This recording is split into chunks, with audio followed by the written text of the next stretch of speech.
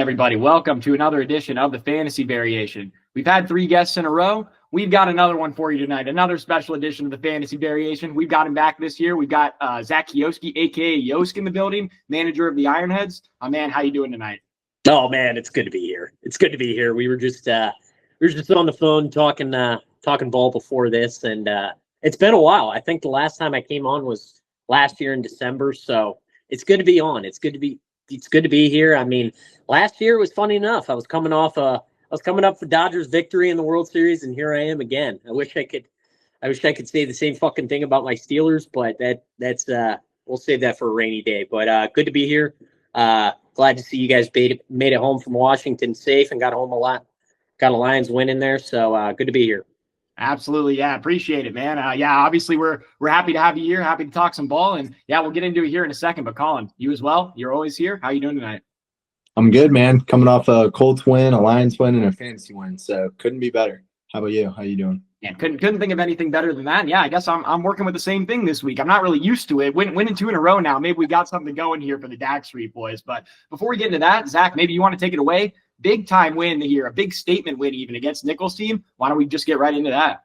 Big time. And I mean, I'd be lying if I said I didn't think it was over after Thursday night. I think I got a text from Nichols like in the first quarter, like this is fucking over, because obviously Bo Nix scored 5 points. So I think I was chilling beyond then. But I mean, my team has really came to play over these past couple weeks. And I mean, I just want to start going back to 2 weeks. I was sitting at 6-3, or I was sitting at 5-3, and Colin was coming in. I was playing Colin Street. And I mean, that was a must win for me because I was going to lose 3 straight.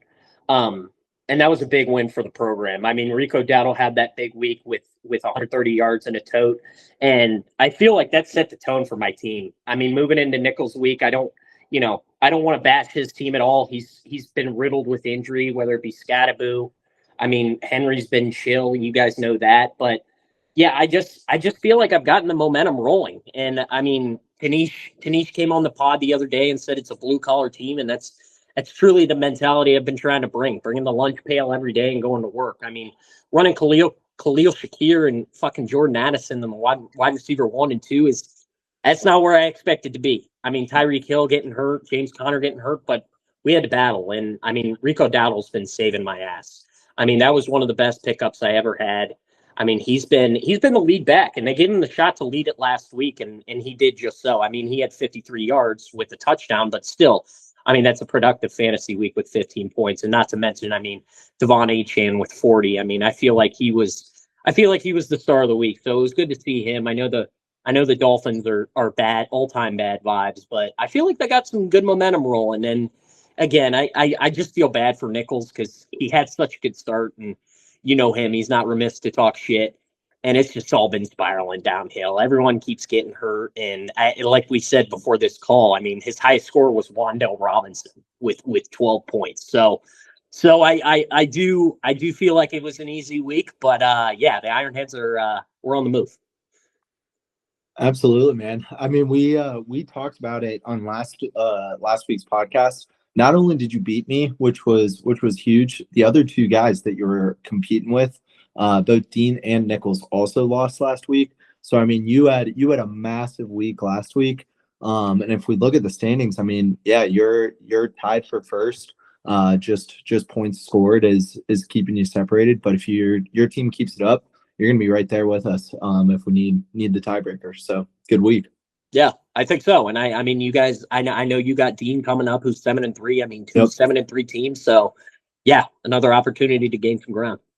Yeah, and then I think Dean plays Nichols next week too. So you got a lot going for you right now. For sure. Absolutely. I think the one thing I wanted to touch on in this game, and you already kind of brought him up, but Devon Achane, I know that's a pick that me and Colin hated on a lot at the beginning of the year. Wow, has he been a fantastic pick this year? I mean, man, first of all, we got to just talk about the Bills defense a little bit. One of the worst run defenses I think I've ever seen. They were letting Devon Achane, I think he had 2 30, 40-yard touchdowns near the end of the game, obvious running scenarios, stuff like that. So really tough to see, but Devon Achane takes advantage of that, and he has a huge week for you. He's had a fantastic season all year. What's he at now? He's at running back 3, so obviously not looking like too bad of a pick at the beginning of the second round there. I'm sure you're feeling real good about that.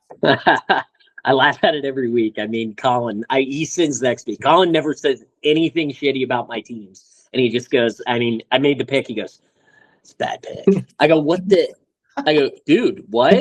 And So I true. mean, believe me, it did feel CMC-esque with the calf injury, and it might be lingering, but good God, I mean, he gets really all the carries and all the passing work in that offense. I thought Ollie Gordon was going to be somewhat of a threat, but he really hasn't. So yeah, I'm going to keep riding the momentum, and he's got a favorable matchup this week coming against the Commanders there in Spain. So yeah, I'm very, very fired up.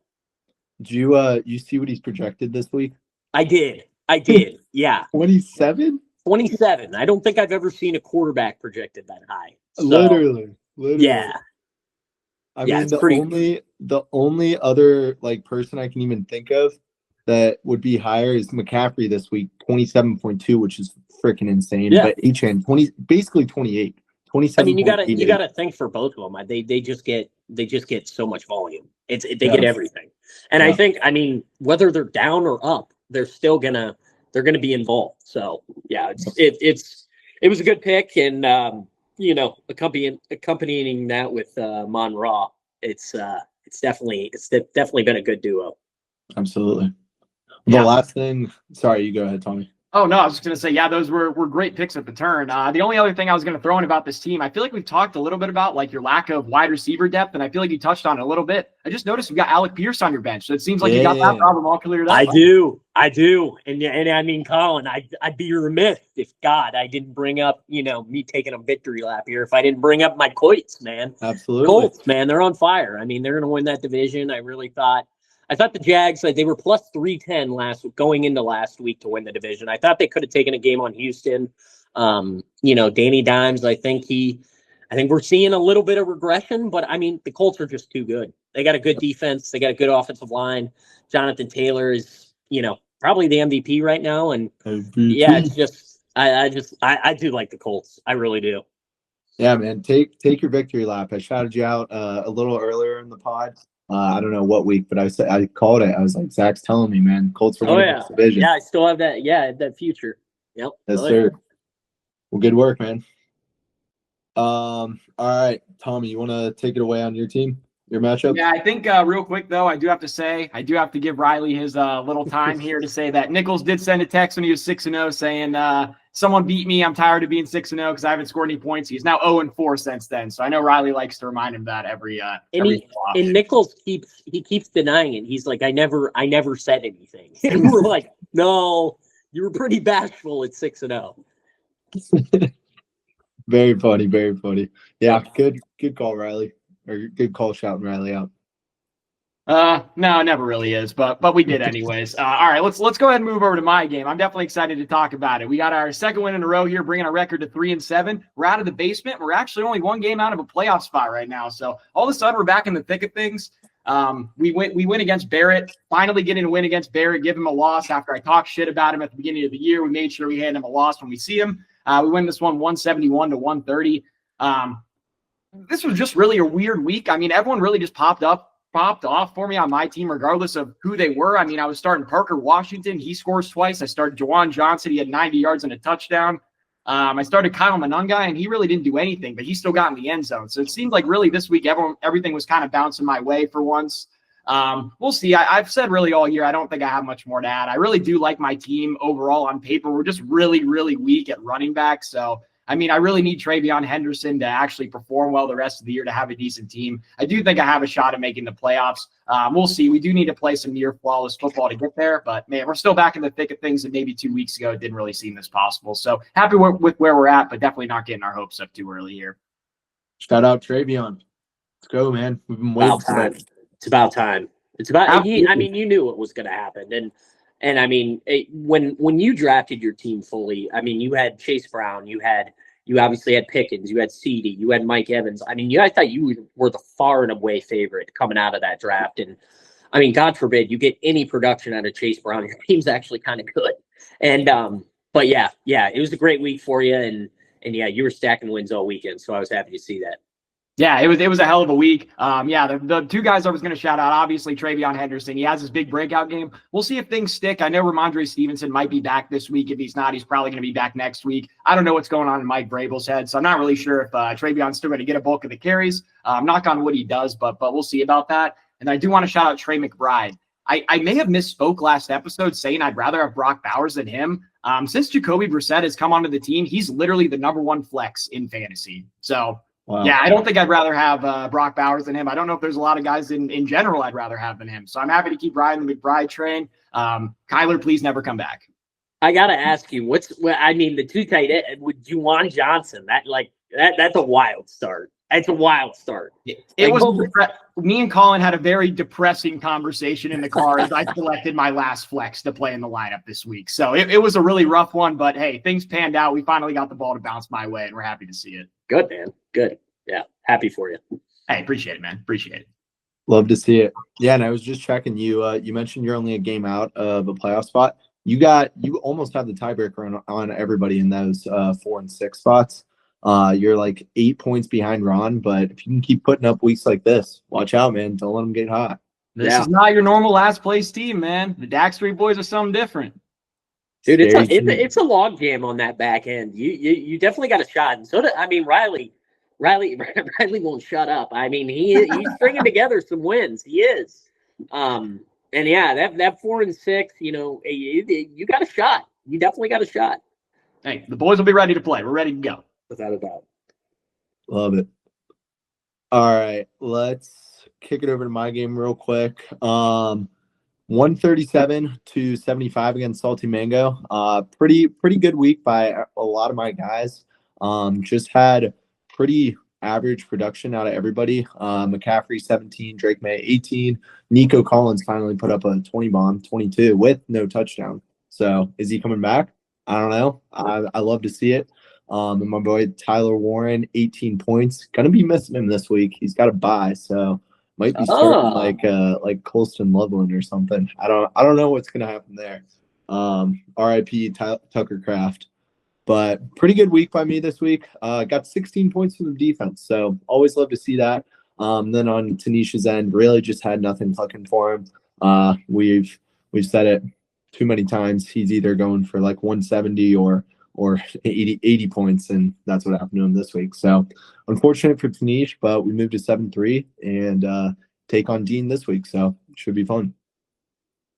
Dude, this is wild that Tanish just keeps doing this. It's like week in and week out. We still got what? You read off the exact stat last week with Nichols, but he's got one game between like 105 and like 140 or something like that. Exactly. Man. Just keep rolling. So we'll see if we get any difference coming up these next few weeks. But yeah, his team has just been all over the place. I feel like I've run out of things to comment on at this point. So absolutely. Yeah, I got nothing more to add there. All right, let's get it out of the way. Mr. K Hall gets the win. Boo. 140 to 122, 123 to Ron. Really just a good week out of Jackson Dart and Brees Hall. Jalen Waddle had 19 points, and then you're always going to be happy. Like I mentioned earlier, my defense got good points. His defense got 21. That Seahawks game was atrocious. I wasn't watching it, but I'm pretty sure they had like 2 touchdowns within like the first like 12 minutes of the game. So got to be happy with that. Not a terrible week from Ron, 122, but just couldn't get it done. So they both moved to 4 and 6, and they're going to be fighting with Fuller for that last playoff spot. Yeah, hoping for some losses out of these teams coming up. But yeah, we'll see. They both are pretty solid teams, I feel like, and they've been putting together some pretty decent weeks of late. The one thing I did want to comment for Riley's team, I remember saying last week, like, shout out for the Dart pickup, but like, when are you going to play him? Because you have Jalen Hurts. And then the very next week, we got Dart playing against the Bears and Jalen Hurts playing against the Packers. So a prime spot to get Dart in there. He gets 26 again. And Colin, how many games in a row is that now with a rushing touchdown? Is that like 4 or 5 games? That is 5 games. Last 5 games, he's got 6 touchdowns. Last 7 games, he scored a touchdown in 6 of them. So that's insane.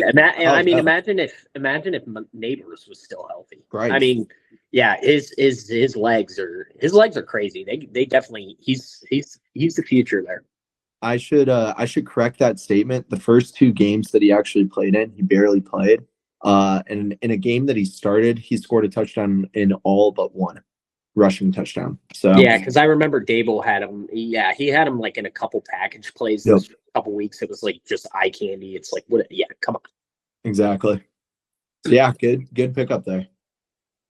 Yeah, other thing, I guess I got to keep talking good about Riley. Apparently, Devontae Adams, another good game, 19. Yeah, great pick. Ooh. I love Devontae. He's the man.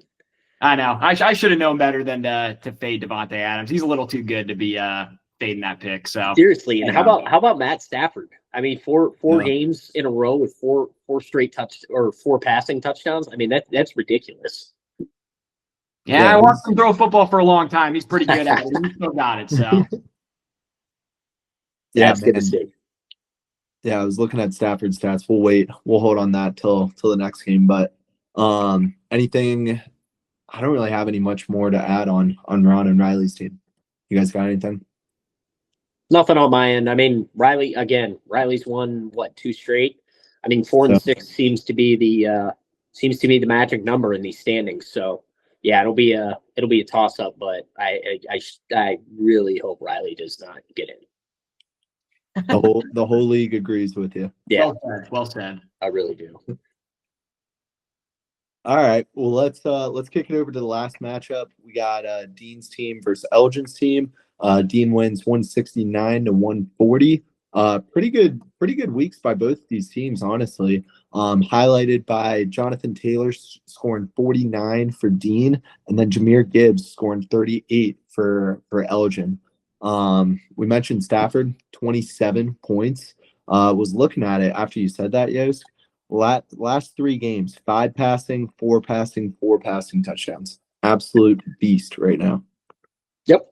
I mean, he's throwing no look passes around the yard still, but I mean, he's throwing it to Puka, he's throwing it to Kyron, he's throwing it to Devontae, and I mean, when they get inside the 5, it's just Devontae Adams every time. So, yeah, it's the tough, and I'll hint at a future here later, but yeah, the Rams are a team I'm looking at. Absolutely, yeah. I'll be interested to hear that. You can fill us in later. Of course. Yeah, I could be interested in that, but I'm not sure if you heard that the Lions actually play in the same conference as the Rams. So you can only take them so far, right? You're exactly right. But yeah, I mean, good wins by Dean. I guess Yosk, I will ask you this: out of everybody in the league, who are you most scared to play in the playoffs? We talked about that with Tanish last week. Just curious who you think. Sure. I mean, I think, I mean, it's either between, honestly, you or Dean. I think those are obviously the 2 horses. Are you talking about my team or Collins? That's it.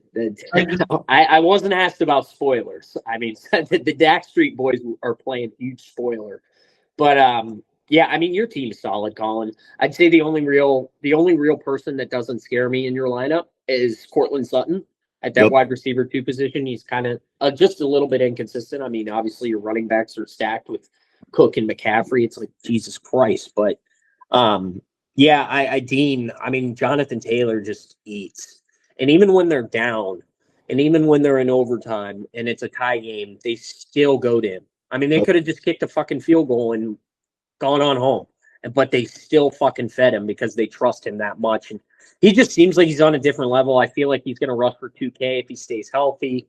But yeah, I'm definitely scared of Dean. I'm very scared of Dean's team. He's solid all around. Kyron Williams, Egbuka coming back fully healthy. I mean, he's a problem. He's a problem. Couldn't agree more. Yeah, Dean's team. And then I think, Tommy, did we say anybody else last week? I think I said Barrett's team is just scary just because he's got a lot of guys that can score 30, 35 at any given week. I think we're forgetting about the Pittsburgh Ironheads. Yeah, hey. I did say the Ironheads. You're totally right. I didn't want to wet my own beak, but yeah, we yeah, it's we're thin. We're thin, but yeah, we're definitely trending in the right direction. And Yeah, I mean, just getting consistent points from the likes of Montgomery and Khalil Shakir. It's going a long way, which I haven't been the likes to do over the last couple of years. So it's good to see.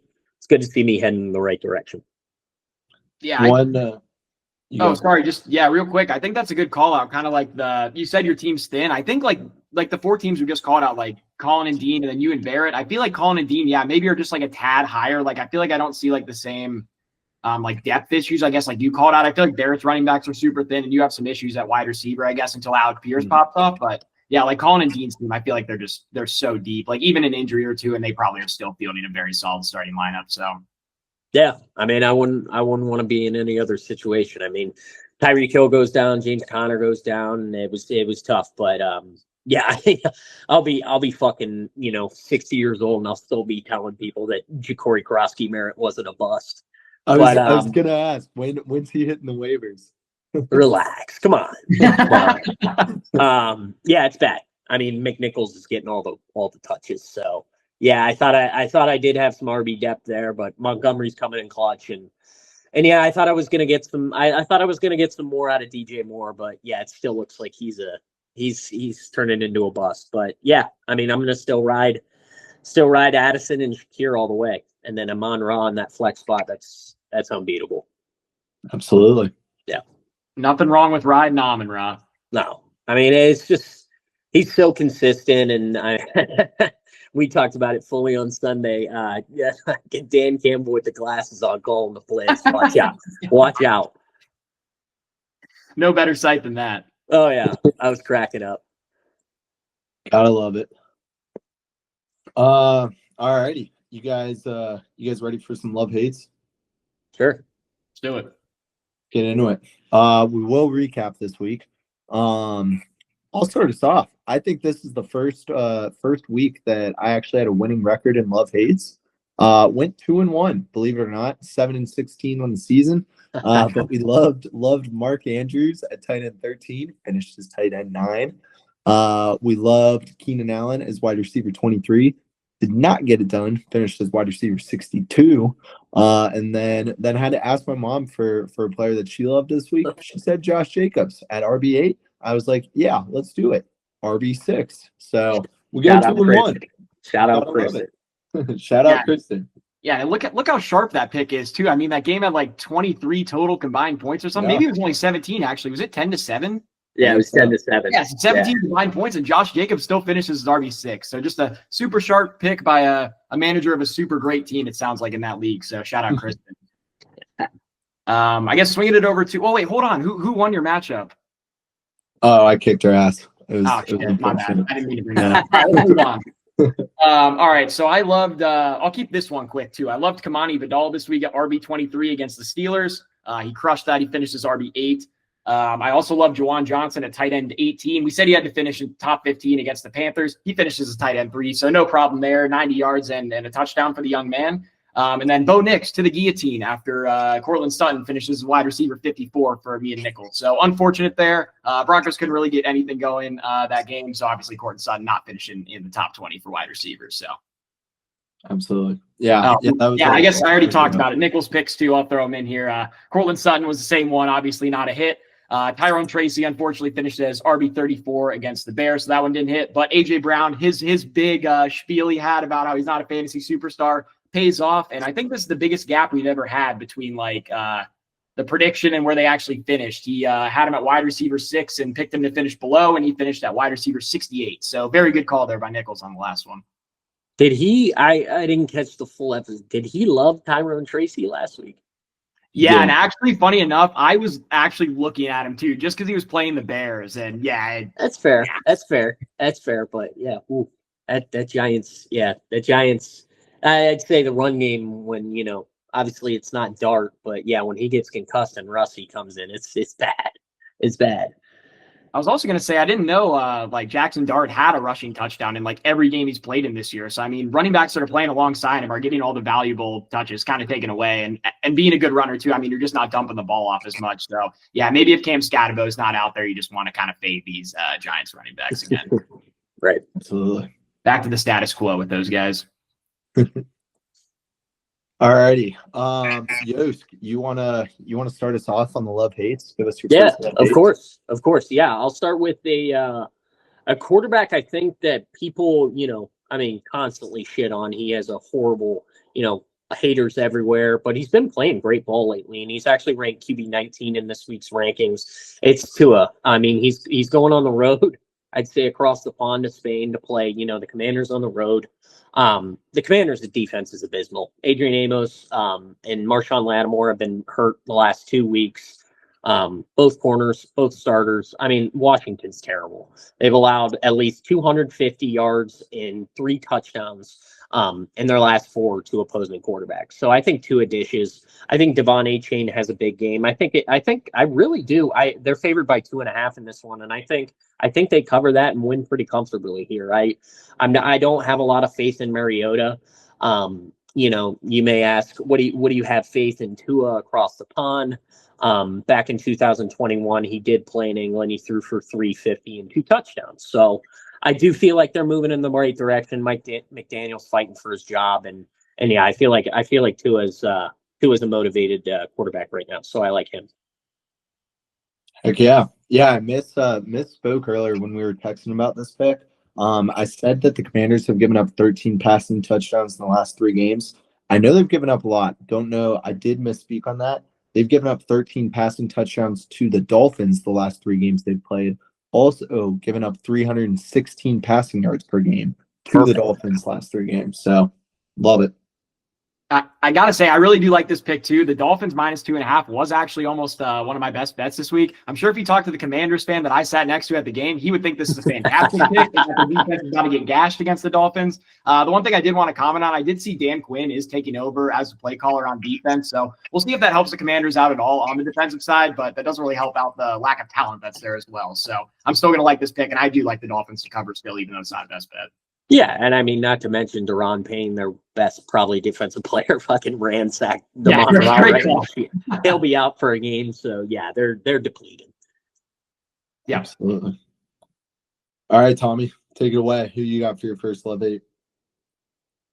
All right. Well, I've got a guy, and can you hear me okay? I feel like my connection is saying like it's unstable or whatever. Okay, so we'll keep rolling for now. I've loved that. I'm going to say the same picks the same points anyways as I've been saying the last couple weeks. So if I glitch out, everyone will already know what I'm saying. But I'm going to love Chase Brown for the 3rd game in a row that he's playing at RB18 against Pittsburgh.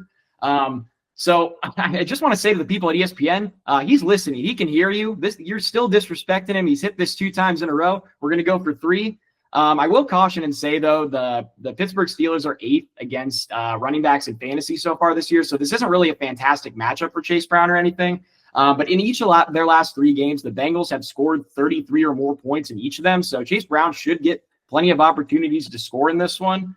The Bengals are coming off of a bye, so I expect them to be pretty well rested and ready to go against the Steelers, who just had a tough game against the Chargers. Sorry, Zach, I didn't mean to bring that up. And then the last thing here, he's just getting a lot of opportunity out of this backfield too. I mean, he had 14 targets last game 2 weeks ago against the Bears. I know that was a really weird game, but I mean, not everyone's getting that amount of targets in any game. And then Piran's kind of just out of the picture at this point too. I mean, he out-touched him 19-1 last game. So give me the running back that's getting all the work in the game that I expect to be high scoring. Vegas has got this one at 49.5 too. So they're expecting it to be pretty high scoring. So yeah, I'm going to roll with Chase Brown again for the 3rd time in a row at RB18.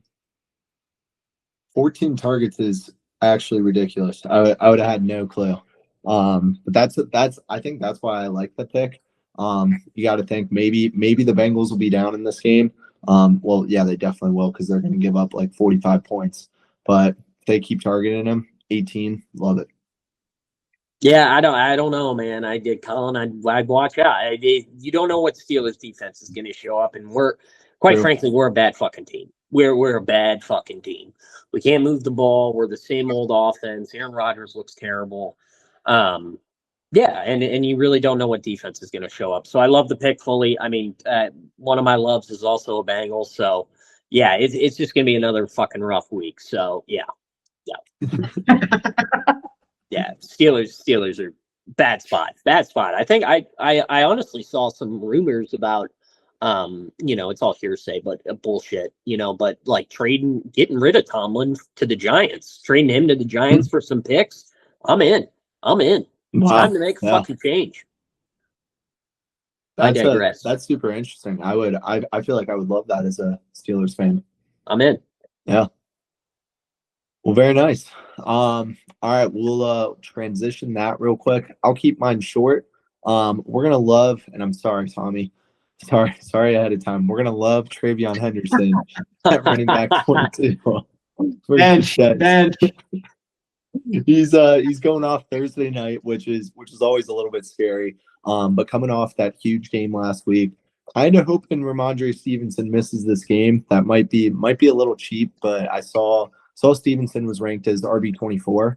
But even if he plays, love this pick here. My only big stat here to back this up is that every RB1 has had 75 or more rushing yards against the Jets. No, Travion's not necessarily the starter here, but this Jets defense is not a great rushing defense.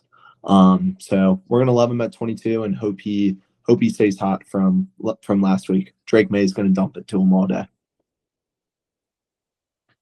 Hey, I've got nothing more to add. I like this pick. I'll be starting him. Like I said, we'll see if he still gets all the carries if Ramondre Stevenson's back. But I feel like if he does get like a lion's share of these touches and carries, I feel like he'll have another good game. I feel like he's pretty explosive from what we've seen so far. And the Jets have obviously not shown a lot to be impressed with on the defensive side of the ball. And they just traded away a couple of key pieces. So, yeah, I'm going to love this pick, but now I'm absolutely terrified to play him. So thanks a lot, man. Hey, I'm sorry. We're turning it around, man. We went 2-1 last week. That's true. You're hot. Watch out. All right, Mr. QC, who you got for your second love hate? Yeah, so I hinted at it a little bit ago, but it's going to be T. Higgins. I mean, I mean, everyone knows who's watching this. I'm a huge Steelers fan, and every time we play the Bengals, whether it's home or it's on the road, T. Higgins always has a fucking good game. And so I looked it up. I'm like, I had ChatGPT did. I was like, give me a fact on T. Higgins against the Steelers. So he's either had 100 yards or a touchdown in 5 of 8 career games against the Steelers. He totally dominates. I mean, in his last game, he had 100 yards. I think he had a 96 and a touchdown when we got blasted by him on the road there a couple weeks ago. So, I mean, it's T. Higgins all day. Jamar Chase will have probably, I think, he have 16 receptions against us last game. Mm-hmm. So they're gonna be dishing the pill. I think, like Colin said, we might get a lead. We might get out front. So I assume Flacco's gonna be dishing it. So yeah, I love T. Higgins this week. And I know we just picked up, you may have just seen it, we picked up Asante Samuel. I used to play for the Chargers corner. He's a turnstile. Jalen Ramsey's washed. Joey Porter's a bump on a log. It's bad. So yeah, $150 $150 million defense for nothing. So yeah, love any Bengal. Start any Bengal. Well, I got a question for you on this game, but I'll let Tommy go on his next love hate because he's got another player in this game. So. Yeah, I guess I'll take over. Only thing I had to say on T. Higgins was I love this pick because I almost took the exact same one, but I changed one of mine so that we had it. Right. Please tell me you don't love a Steeler. And I am, and I will say for this one, actually, I don't even have many facts on him because I don't even really love the pick this much. I wrote caution. He's been pretty ass so far in fantasy this year, especially PPR. So take this with a grain of salt. But the only things I have to say are this is a game against the Bengals, and they have a really bad defense if you haven't heard. DK Metcalf does rely on big plays this year, which has caused for some of his inconsistencies. But if there's ever going to be a game where he has a big touchdown or maybe a couple of scores, I feel like this is really going to be the game. And then something I was a little confused with ESPN's rankings this week, Aaron Rodgers is QB 17 on the year, and the app has him up at QB 10, kind of factoring in like, hey, he's playing the Bengals. Metcalf's actually wide receiver 28 on the year, and he's ranked at 31. So I'm just not really seeing how that makes sense. I really feel like it's a good spot for DK Metcalf to make a big play, and we'll see if he can finish top 30. Yeah, I mean, other than I love the pick. I mean, Cam Taylor-Britt, I mean, they're depleted. Their secondary's terrible. And I feel like if this is the game, it's got to be this game for DK. I think he had 3 catches last game against the Chargers. He was shut down. And yeah, I mean, we don't have any other fucking weapons. It's just Calvin Austin, it's Roman Wilson, and then it's just a plethora of tight ends you don't want on your team. So other than Pat Freiermuth, I'd say you're fine. Like I love that pick. I really do. All right, let's do it. Yep. Yeah, Tommy, I was gonna say I love this, especially against this horrible Bengals D. But wanted to ask you, Zach, what do you expect for this game? I mean, I know it's got a high over under, but I feel like these divisional AFC North matchups typically stay low and are very gross games. So interested to hear your thoughts on this. Yeah, I mean, honestly, I can't remember the score of the last game we played against when it I was just in I just Baltimore. had it. It was either 34 or 33 to 31. Yeah, Oh because wow. I remember Aaron Rodgers was throwing it around the yard. I think he had 4 touchdowns. Joe Flacco balled out. So, but I do really think it's going to go under the total. 49.5 is way too much for a divisional game in Pittsburgh. I mean, our defense has showed up these last couple weeks. And I mean, that offensive line I think we bother him. I think Herbig, TJ Watt get in there. We get pressure with Highsmith and we turn things around. But it comes at the expense of the offense. I don't know what the fuck the offense has to offer. It's the same offense I've been watching for 7 years, where Jalen Warren gets it 3 yards behind the line of scrimmage. He breaks 3 tackles and gains 2 yards. It's abysmal. So I don't have any expectations, but I wouldn't be surprised if Tomlin pulls something out of his ass and convincingly wins this game. Sure. Interesting. Yeah, I'll be staying away from this game. Really not sure what to expect, but I love would all as the well. love all the loves from you guys in this game. So be rooting for those at the minimum. And of course Jalen Warren, obviously. Oh boy. Oh yeah, yeah. Another thing about Arthur Smith's great defense. He's actually one of the top head coaching candidates for next year, and he doesn't know fucking Jalen Warren's on his team in the first half. So I get like multiple texts a week, like, "Hey, Jalen Warren out? Like, is he sick? Like, is he hurt?" I'm like, "No, no. We'll run him twice. He'll make a great play, and then he'll sit out." And then, we come out against the Chargers Sunday night, and he has 4 rushes in that second half to start off. And I'm like, it makes you bang your head against the wall. It really does. Absolutely. We'll see if they can turn it around this week. But Yep. we'll go into my second love hate. And we're actually going to go with a hate this week. And it's going to be CJ Stroud at QB6. I know that's a little high, so Tommy, we can figure out what he's got to go under. But I don't think he's going to be a top 10 QB. He does play in Tennessee, one of the worst teams, maybe if not the worst team in the league. But this guy has been a QB top 6 QB once this year in fantasy. And I just don't see it. He's coming off an injury. Davis Mills played last week. This Texans team is not good. And the over under in this game is 39.5. I see this game being like 6-0 at halftime, and then a final score of like 13-2 or something super random. So I got nothing to back this up. I just do not see any way that he is QB6. And Woody Marks is going to run all over the Titans. So don't Yeah, need. that is wild. I mean, I didn't even see that when I was looking at the rankings. I mean, he's coming off a concussion, Nope. and they've been terrible with him. And Exactly. that's QB6 is freaking wild. That is crazy. So we can, Tommy, I don't know what you think. We can say like 8 maybe or 10 or. That's literally exactly what I was gonna say. I was gonna Yeah. say like I'll give you were saying not top 10. I was like, I'll give you 9 and 10. Like if he finishes in 9 and 10, you're That's Sweet. fair to me.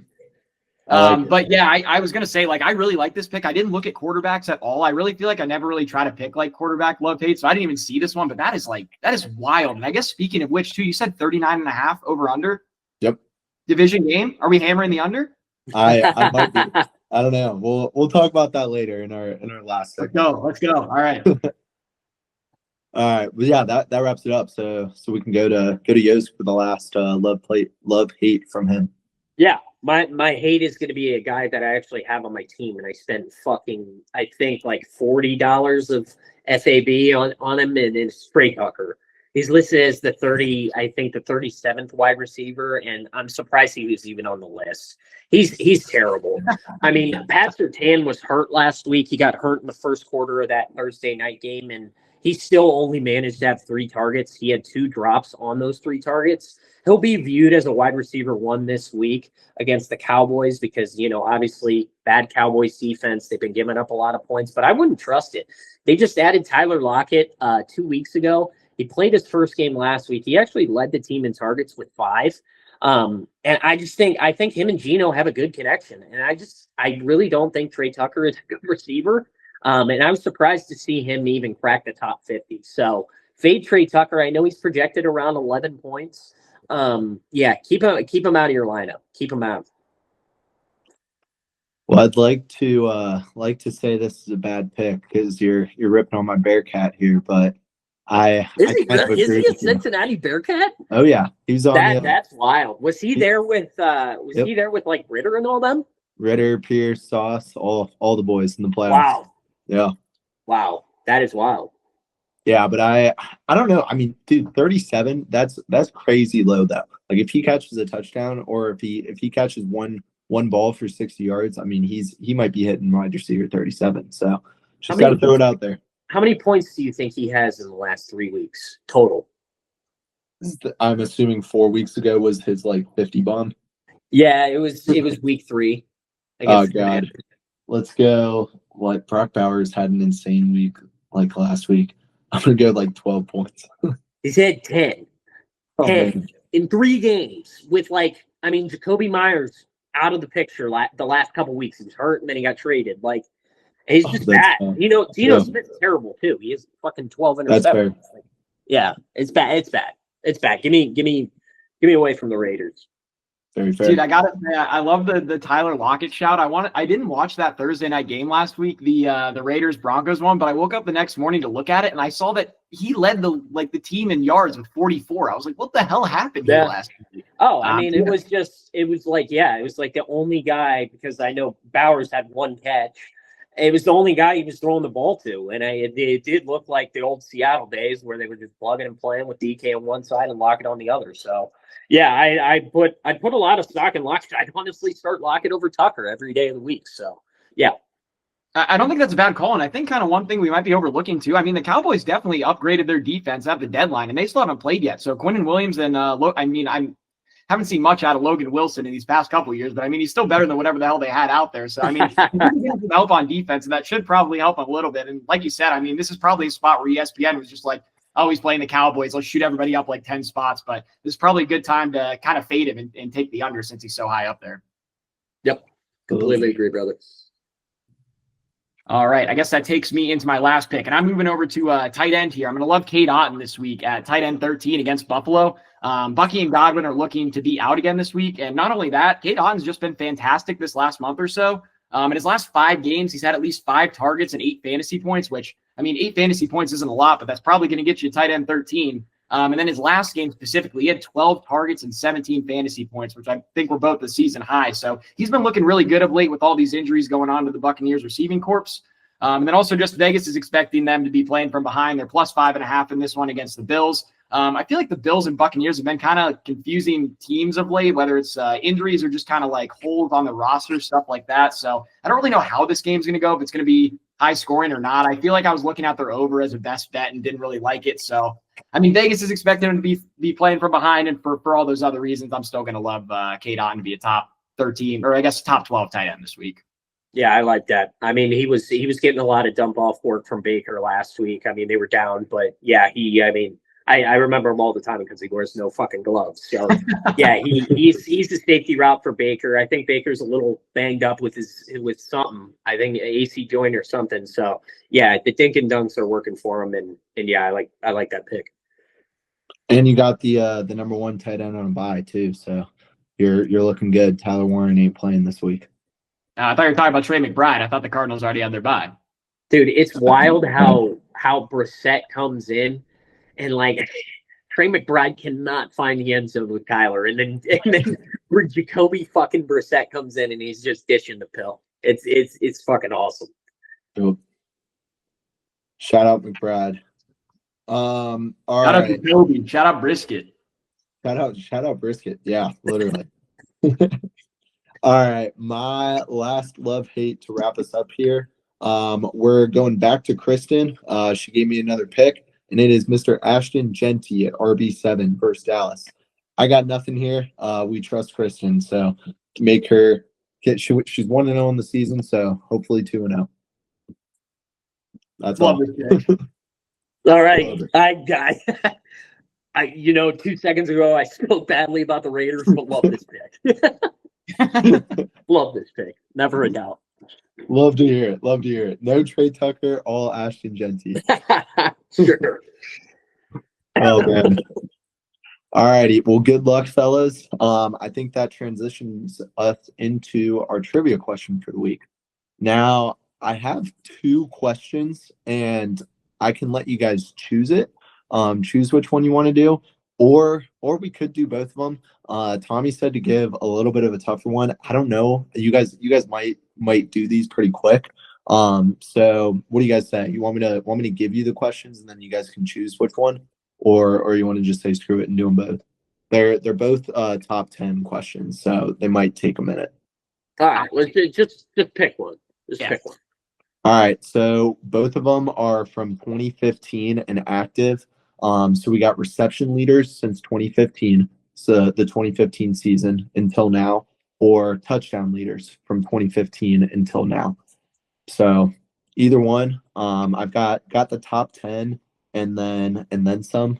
And this is obviously excluding quarterbacks for touchdowns, passing touchdowns. So let you guys pick.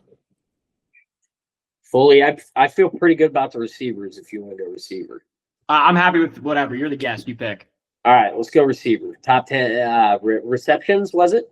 Top 10 reception leaders since 2015. The number 1 guy has 978 receptions. Okay. Well, since I picked it, I'll start. I'll go Keenan Allen. Keenan Allen, number 4 with 878 receptions. I just want to say him so I don't forget. Is Travis Kelce on there? Travis Kelce, number 1, 968. Wow. Yeah. I definitely didn't expect that. I thought it was honestly going to be kind of close for him just getting on there, being a tight end, but guess not. Great pick.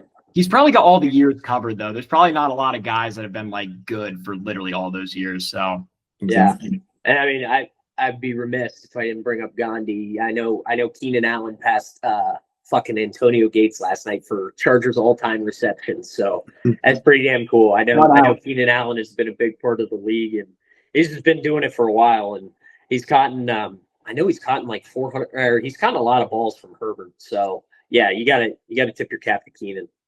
Absolutely. Let's see. So fully got Kelce. So they're active, right? You said active. So they don't necessarily have to be active. When I said active, I meant 2015 through this year's season. I'll take give me Julio Jones. Julio Jones did not make the cut. He was number 15. Yeah. Wow. So they probably have to cover like all these years then. Like is D-Hop on there? Is who?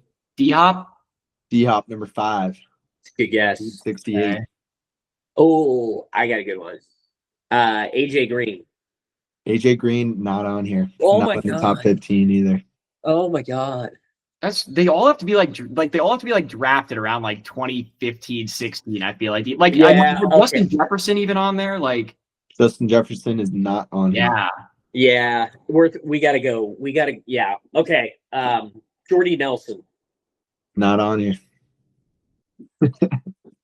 Not Dude, top 15 either. I'll tell you if they're top 15. I've got a weird one, dude. Is Juju on there?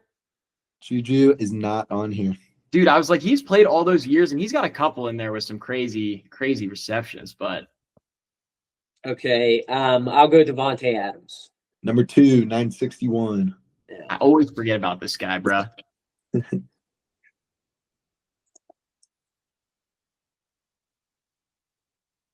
Is Marvin Jones on there? Marvin Jones is not on here. Good guess though. He can't be like that bad, honestly, for that one. That would have been wild. This is gonna kind of be a sleeper one. How about T.Y. Hilton? T.Y. Hilton, great guess. Not on here though. I feel like I did see him like around like the 20th. Yeah, he was a stud. I've got 2, I think. Adam Thielen and Stephon Diggs. Adam Thielen, number 10. I thought that was going to be a tough one. 684. So barely gets there. And then you said Stephon Diggs, number 3, with 907 receptions. Holy shit. Give me Larry Fitzgerald. Larry Fitzgerald did not make it. Jesus You're Christ. missing number 6, 7, 8, and 9.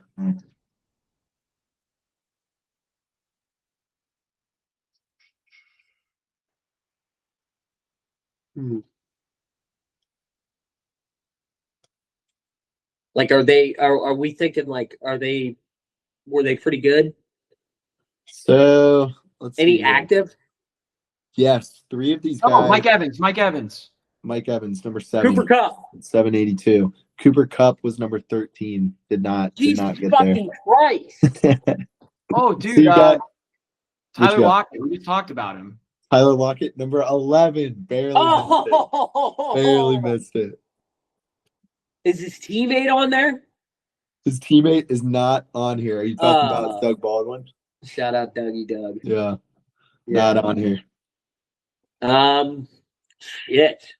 Damn, this is a good. I might have another one. Is Brandon Cooks on there?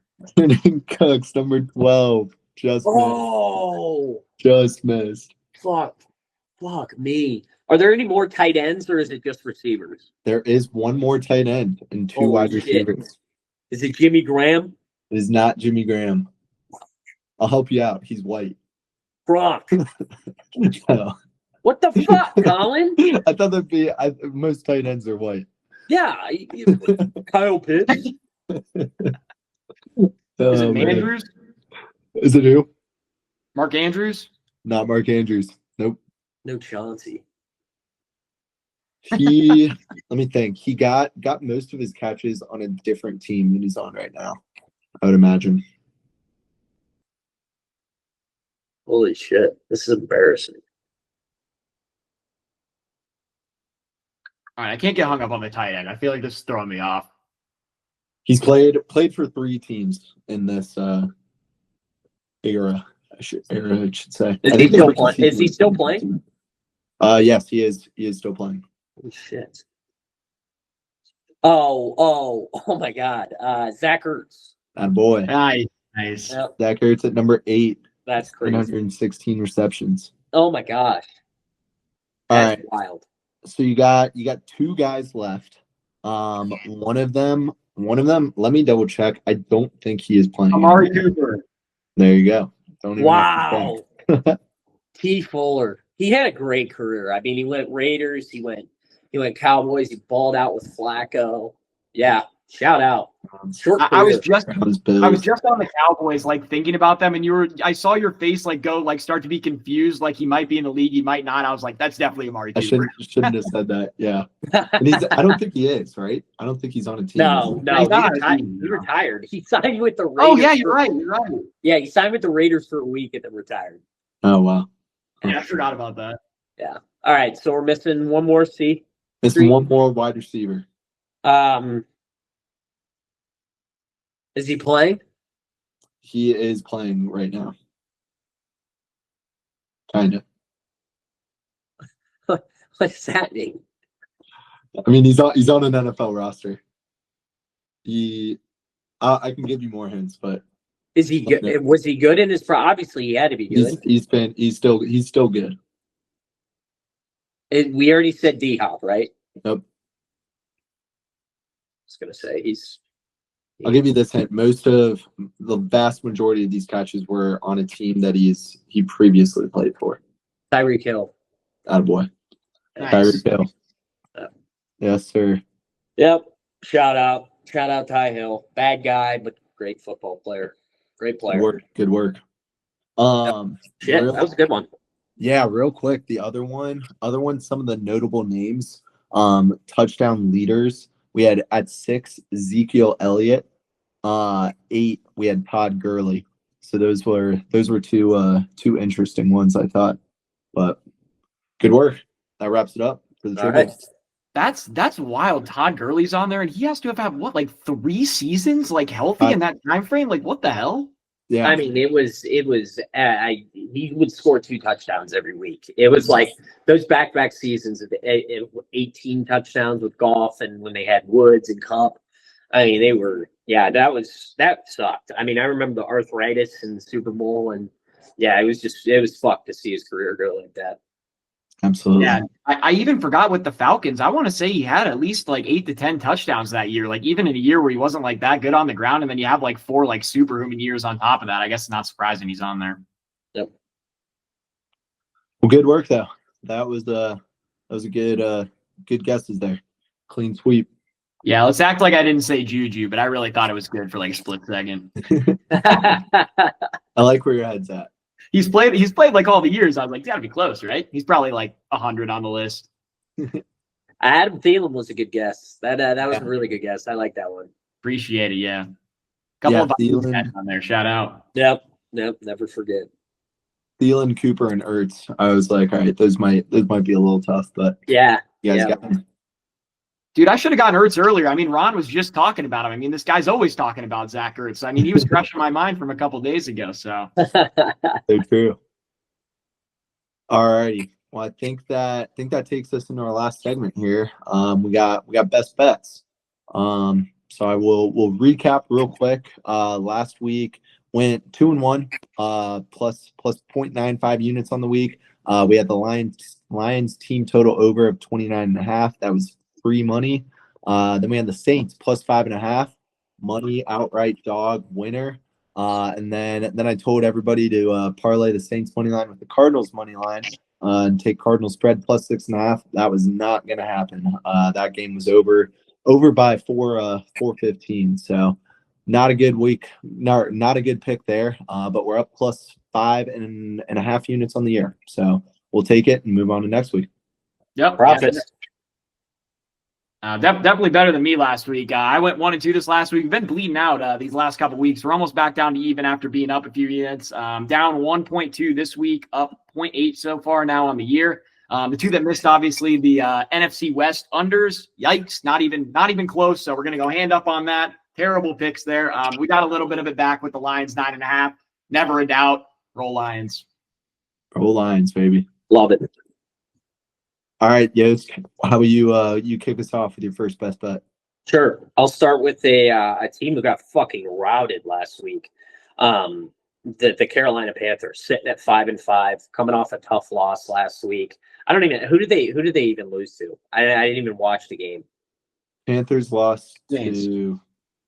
Yeah, that was it. They lost to Tyler Shuck and the fucking Saints at home. Yeah, what am I talking And about? I mean, they're playing the Falcons on the road plus 3.5. I lived in Atlanta for 3 years, and I know this Falcons team like the back of my hand. They're fucking terrible. They're like one of the most hopeless NFL franchises. They can't get anything right. They have one of the best running backs, best wide receivers, a great tight end. But Michael Penix, some seems off with Penix. He seems rushed. He doesn't seem comfortable. So, I mean, I did find a great stat today. So teams coming off an international game without a bye, that following week, they've been tied or they have been trailing in 16 of 18 games in the fourth quarter. So these games are tight, and it's a divisional game. Back in week 3, the Panthers beat them fucking 30-0. I mean, they beat them at home. They beat this same Falcons team. So I don't trust the Falcons team. I don't think they should be laying 3.5 to fucking anybody. So give me the hook. I love that half a point hook. I like it to be a tight game, and yeah, give me the Panthers. I'm betting it right now as we speak. Got sir. no words. Love it. Love it. All right, Mr. Fuller, you want to take second here? Oh yeah, sure. I'll go ahead and go first. I feel like this first one, I don't have much to add. I'm just taking Lions money line this week. Really, the only thing I have behind this pick is that the Lions voted to not ban the tush push. So I feel like Dan Campbell's been real excited for this one. He's calling plays now. He's got the glasses on. And then on the other side of the ball, I mean, I just really haven't been impressed with what I've seen from the Eagles on offense. So give me the better offense and, dare I say, the better quarterback in the Lions. Yep, and I think the Eagles had a big win last night, coming off 7-2.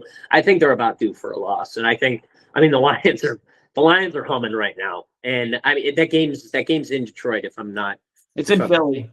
I love the line. I am scared though. I mean Philly's defense looked pretty good last night.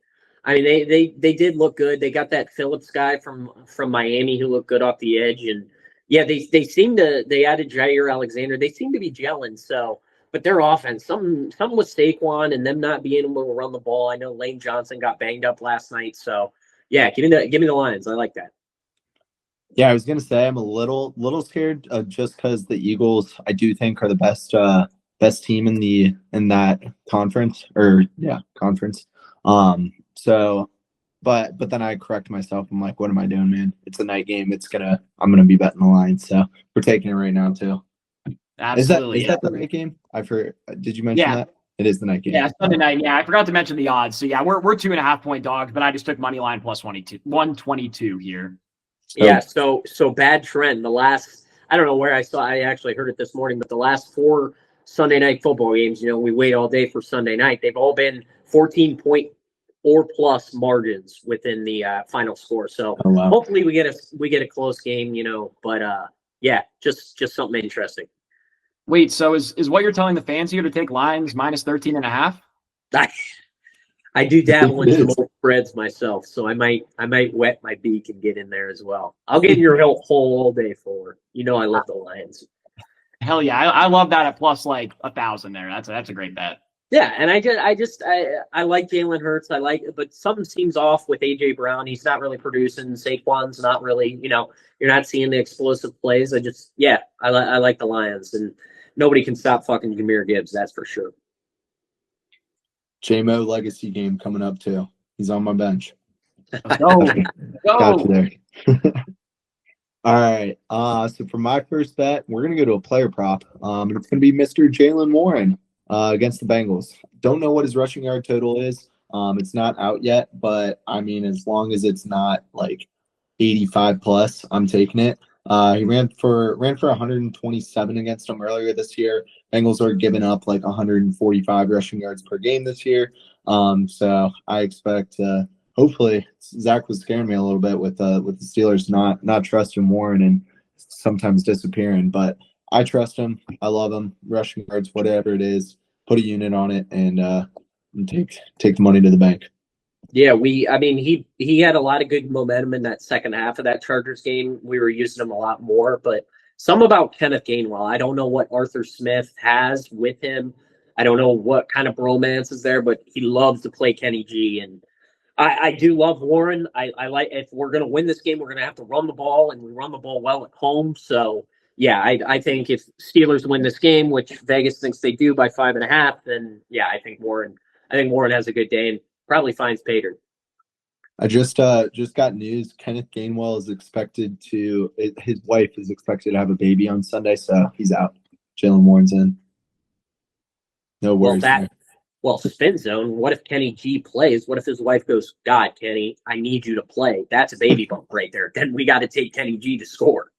We're screwed. We're screwed, man. I'll keep an eye on that. Okay, I don't care if he's having a baby. He's not scoring. So don't take it. Right, we might not. You might as well take Steelers no touchdown. Good to know. Good to know. Dude, I was gonna say if even if Kenneth Gainwell doesn't play, I mean, you still got to be worried about like if Arthur Smith's like, fuck it, let's get Jonnu Smith back there and get him some carries out of the backfield. So you really never know what's gonna happen. But yeah, as long as Jalen Warren gets in, I feel like this is gonna end up being a pretty solid pick. We'll see if he gets the snaps and carries though. Yep. We'll see. All right, YOSK. What about your second best bet? Who you got? I got the Chiefs laying 4. They're going to Denver. Andy Reid 22-4 off a fucking bye. It's fucking wild. It's wild, like insane. What? Straight up or against the spread? Straight up. Gotcha. Just I couldn't get the against the spread record, but still, I know it. The line opened up at 1.5, so I'm kind of chasing steam here, getting it at 4.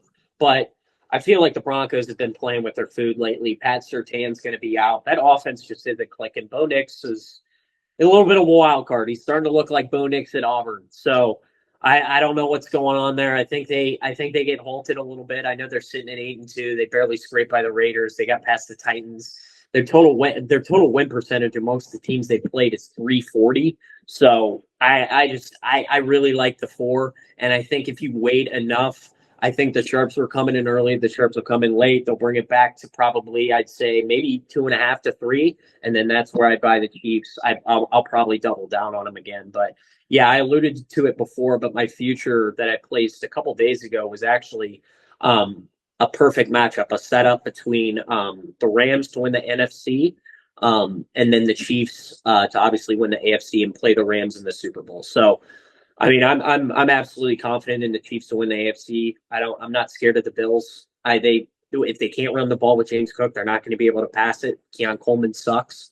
So I'm not worried about the AFC at all. And then the NFC, I'm really just worried about the Eagles. Eagles, Seahawks, and then, I mean, I know, Colin, I didn't mention your Colts, but Daniel Jones, it's just not going to happen. The Chiefs are inevitable, and I like Stafford this year, so I got it at 17-1. It's a Super Bowl possible matchup. So yeah, I like those odds that I got. And you didn't mention Tommy's Lions here taking down the Rams. I did not. Yeah, it's just something about Stafford this year. I just feel like, they got beat in Philly in that NFC Championship game there in the snow, and I feel like if that game was indoor or something, that would have been a little bit different. And I mean, now that they got Devontae Adams in the fold, and I mean, they got a good defense with Jared Verse, and yeah, I really like them. But God, fuck, I don't hate the Lions. I don't. But God, something about the Lions in the playoffs. I can't. I don't blame you. Yeah. I will say the Rams are definitely the best built team to beat the Eagles, I would say. I mean, we've seen the last 2 times they've matched up. I mean, the Rams easily could have won both those, and the last time was a blocked field goal to give the Eagles the win. So, yeah, I mean, I will say the last 2 times the Rams and Lions have matched up, things haven't gone so well for old Stafford. So we'll see what happens next time they match up. I'd be really excited to see another playoff matchup. They always play really, really close games together, so it'd be a really fun watch for sure, especially with all the dramatics from the trade and all that too. So. Yeah, and it's just cool to see like fucking Stafford. I feel like when we were fucking like kids going to elementary school, we were watching Stafford like just throw it to Calvin Johnson all day, and he is still doing it. He still looks like the same guy that he started as, and it's pretty cool. Like nobody ever talks about Matt Stafford as like one of the all-time greats, and he's an automatic Hall of Famer in my eye. Absolutely, yeah, without a doubt. Well, I think I was going to say something about your Chiefs pick here. I don't know. I agree with you. The Broncos suck. They're total frauds. But in terms of the Super Bowl bet, I don't know. What's the Chiefs record right now? Are they like 500? They're 5-4. 5-4. All right. So they're looking at 6-5 from 2 weeks from now. They'll murder the Broncos, but they got the Colts next week. So I don't know. It's not automatic that they get in the playoffs, man. But I agree, though. Chiefs are solid. Broncos suck. Yep. Dude, that was funny the way you said that, Colin. I forgot what the hell we were talking about, too, like with this Chiefs pick. But I was going to say, yeah, I do like this one. The Chiefs are coming off a bye, like you said, and the Broncos did play last week. I guess they do have the long week after the Thursday night game. But, yeah, give me Andy Reid and the fellas coming off a bye for sure. Yes, sir. All right, Tommy, what you got next? Yep. Do you guys still have another pick after this, or should I just rip both mine now? I'm all good, brother. I've got one more. Okay, so yeah, let me go ahead and just do both mine then. If you just got one more then, Colin. First one I've got, and this one's going to be pretty short. I don't have a lot of reasoning for this one. I've got Bears money line at the Vikings. It's plus 140. I think the Bears are giving 3 or 3.5, depending on what sports book you're looking at. The only thing I really have and I thought of is that we watched the Bears just like beat the crap out of the Vikings for like 3 quarters straight until they had that miraculous like 4th quarter comeback where just like everything went wrong for the Bears. And it's like, give me the Bears if we're getting some juice here on the money line. I would recommend the plus 3 as well. I just wanted to be fun and take the money line. So screw it. We're going to Bears plus 140. Give me the better offense and the better quarterback here. And yeah, let's roll. I don't know what my thoughts are on this. It's Bears, man. Bears are gonna Bears. But I agree though. McCarthy kind of sucks. So I like that aspect of it. Yeah, I mean, I don't trust the Bears, but I trust Ben Johnson. So I mean that's a lot of. I think what's the spread on that fully? Like 3.5. Yeah, depending on the sports book. Yeah. So I mean, I'll take them with the points because the Vikings shouldn't be laying. I get that they're all home, but yeah, McCarthy is a fucking liability, and I feel like Jay Jeff's a little unmotivated. So yeah, I think that's a little sneaky spot. I wouldn't have thought money line, but I like that. Yeah, I was going to say, I really was so close to doing the plus 3, and then I was like, screw it, let's get a little feisty here. I really do like the Bears to win this one, and I will say the only quarterback to beat them since week 2 is Tyler Huntley, so they've looked pretty good in most of their games so far since they got drubbed by the Lions in week 2. Let's go. I'll rock with the spread. Maybe sprinkle money line up right before the game time. And then I guess my last pick here. I wanted to make a Steelers game pick since YOSK was on the pod here, but there was no way in hell I was betting the Steelers minus 5.5. So we're going with the over 49.5 points in this one. I feel like we've already kind of talked about a lot of the points since we had a lot of loves from this game. But the Bengals and their opponents in each of their last 3 games have all scored 31 or more points in each of those games. So Yeah, the Bengals defense is bad. That's really all I've got to say. I'm expecting this one to be another high-scoring one like it was a few weeks ago. Yeah, it's not the Bengals and Steelers games we used to grow up watching. It's fucking terrible. It's a track meet. It's whoever's going to have the ball last. So again, I wouldn't be surprised if Aaron Rodgers comes out, has a good game, rewinds the clock. Everyone thinks he's good. Everyone thinks Tomlin's doing a great job, and we go on to win. So same shit, different year. I said I wasn't touching this game in terms of spread and over under. But now you got me hooked on. So let's go. Points. I wouldn't hate. I know the spread's 5.5. Doing like a little 6.5 teasing like the Steelers to like +1. Just maybe get them, pick them, and then bringing that total down to like 42, 43. Yeah. Throw Jalen Warren in there for like 50 rush yards too. Now we're cooking. Ooh. Don't be greedy. You're right. All right. Well, I'll close this out here. Last pick. We got Titans +7.5. We mentioned it earlier. It's against the Texans. This over/under is 39.5. Divisional matchup. This is just a straight up. I don't like the Texans, and I think they suck. This game is going to be crazy ugly, like I said earlier. I'm back in the worst team in the league. I've been back in the Saints. Now we're going to switch over to the Titans. So really got nothing more to add here, just besides they're getting a touchdown, and I think this game's going to be gross. So we're backing them. Yeah, hungry dog runs fast, and they're coming off a bye. I mean, I think it's 7.5's a lot to lay with a road team like the Texans who have been struggling. I will say I'll check the comments. I might get flamed for it, and if they Texans win 35-0, I'll take the loss on it. So I did get this at -110 too. Forgot to say that.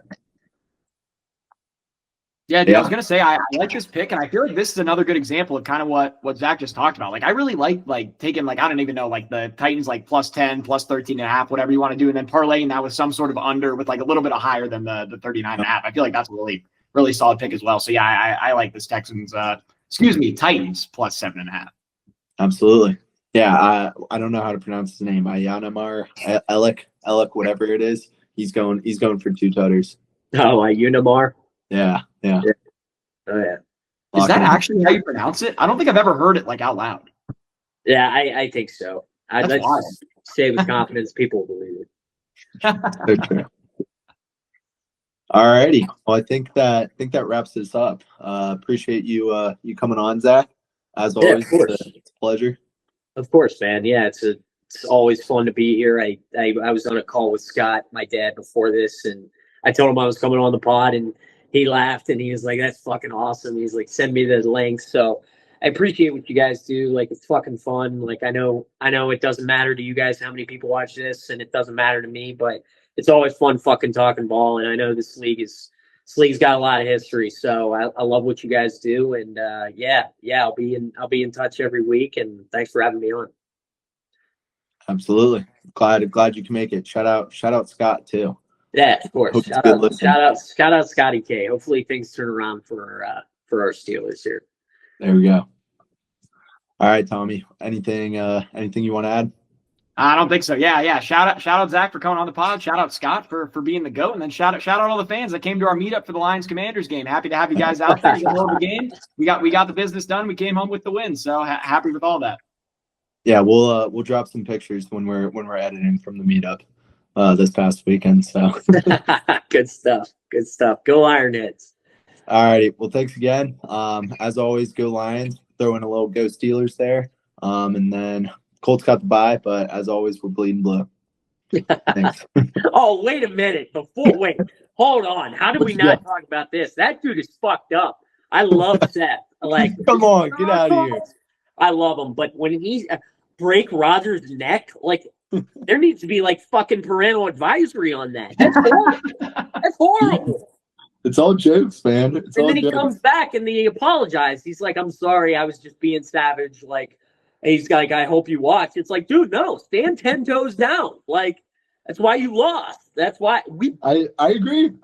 He got his punishment. I lost a little respect for Seth. That's all. He got his punishment, man. Yeah. You guys got the dub. Won't happen again. All right, well, fellas, thanks a lot. You guys take care. Yes, sir. We'll see you guys.